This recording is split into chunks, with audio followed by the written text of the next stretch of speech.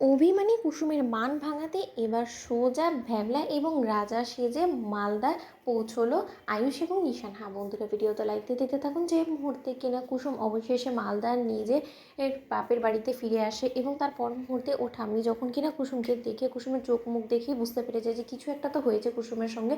ঠিক সেই সময় ওর ঠাম্মি যখন কিনা বলতে থাকে যে কী রে কুসুম, তোকে এত মন মরা এতটা চুপচাপ কেন দেখা যাচ্ছে বলতো? তুই তো আগেরবার যখন এসেছিলিস তোর মায়ের কাজ করার জন্য, তখন তো কোনো মতেই তুই এতটা চুপচাপ এবং গম্ভীর গম্ভীর ছিলিস না। এরকম মন মরা এতটা চুপচাপ কী করে হয়ে গেলি বলতো? নাকি কলকাতার হাওয়া লেগে তোর এই অবস্থা হয়েছে বলতো? নাকি তুই সমস্ত কিছু ছেড়ে বা কারোর সঙ্গে ভালোবাসা অভিমান করে এখানে এসেছিস বলতো? ঠিক সেই সময় কুসুম যখন কিনা অবাক হয়ে যায় এবং কুসুম বলতে থাকে যে ঠাম্মি, তুমি এই সমস্ত কথা কী করে বলছো বলো তো? তুমি আমার সম্পর্কে না জেনে শুনে এই সমস্ত কথা কেন বলছো বলো তো? আজকের পর থেকে তুমি এই সমস্ত কথা আমার সামনে একদম বলবে না। ঠিক সেই সময় কুসুমের ঠাম্মি যখন কিনা বলতে থাকে আচ্ছা ঠিক আছে, তুই যখন একবার এখানে এসেছিস ঠিক তোর পেট থেকে আমি একটু একটু করে কলকাতার সমস্ত কথা বার করে নিতে পারবো, তুই বরঞ্চ আয়, আমি তোর জন্য জল খাবার দিচ্ছি। ঠিক সেই সময় কুসুম যখন কিনা বলতে থাকে যে একবার যখন এখানে এসেছি অতীতকে পেছনে ফেলে, তাহলে আর আমি অতীতের দিকে মুখ ফিরেও তাকাবো না এবং অতীত যতই আমার সামনে আসে দাঁড়াক না কেন, কোনো মতেই আমি অতীতের কাছে নতি স্বীকারও করবো না, দুর্বলও হয়েও পড়বো না। এবং সর্বপ্রথম তার জন্য আমাকে ছোটো সাহেবের সমস্ত স্মৃতি মুছে দিতে হবে এবং এই স্মৃতির সিঁদুর হাতে নোয়া বাঁধান সমস্ত কিছু খুলে আমাকে নতুন করে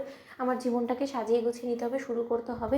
কিন্তু এই জীবনে হয়তো অন্য কাউকে আর কোনোদিন আমি ভালোবাসতে পারবো না, আমার মনে জায়গা দিতে পারবো না, কিন্তু আমার শর্ত একটাই থাকবে যে আমি এই জীবনে আর কোনো দিনও ছোটো সাহেবের কাছে অন্তত দুর্বল হব না এবং নতি স্বীকার করবো না।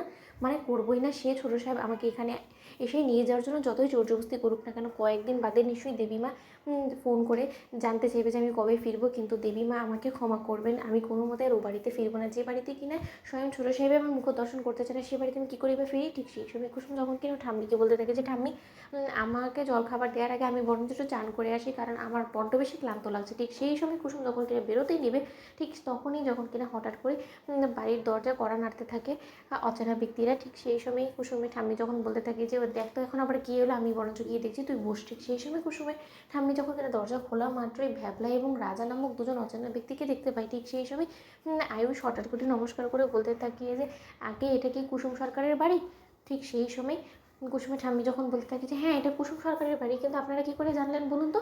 আপনাদেরকে তো এই গায়ে আগে দেখিনি। ঠিক সেই সময় আয়ুষ বলতে থাকে যে আগে আমরাও এই গায়ে নতুন এসেছি এবং আসা মাত্রই আমাদেরকে আপনাদের বাড়ির ঠিকানাটাই দেওয়া হয়েছে এবং তার জন্য আমরা সোজা দেরি না করে লোকদেরকে জিজ্ঞেস করতে করতে আপনাদের ঠিকানায় এসে পড়েছি। ঠিক সেই সময় কুসুমের আওয়াজ শোনা মাত্র কুসুম যখন কিনা বলতে থাকে কী ব্যাপার, আমার এই আওয়াজগুলো বড্ড বেশি চেনা বলে মনে হচ্ছে কেন?